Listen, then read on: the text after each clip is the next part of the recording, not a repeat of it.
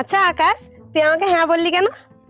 আরে তুই একমাত্র মেয়ে যে আমাকে প্রপোজ করেছিস, অন্য কোনো মেয়ে তো ঘাসও দেয়নি, প্রপোজ তো দূরের কথা। তাহলে অন্য কোনো মেয়ে যদি তোকে প্রপোজ করতো, তুই হ্যাঁ বলে দিতিস? হ্যাঁ। হ্যাঁ, যদি কোনো মেয়ে সামনে থেকে এসে তোকে অ্যাপ্রোচ করে তাহলে? তোর কি মাথা মোটা নাকি বলতো? কোনো মেয়ে সামনে থেকে এসে আমাকে, আমার মতো ছেলেকে অ্যাপ্রোচ করবে? তুই আমার মুখ দেখেছিস? কোনো মেয়ে সামনে থেকে এসে অ্যাপ্রোচ করবে? তোর কি মনে হয় কত কষ্টে তো তোকে পটিয়েছি? হ্যাঁ। আর তোর মাথায় কি একদম কমন সেন্স নেই? কি যে যাতা বলিস, কোনো মেয়ে সামনে থেকে এসে অ্যাপ্রোচ করে কোনো ছেলেকে? না, তা বলছিস?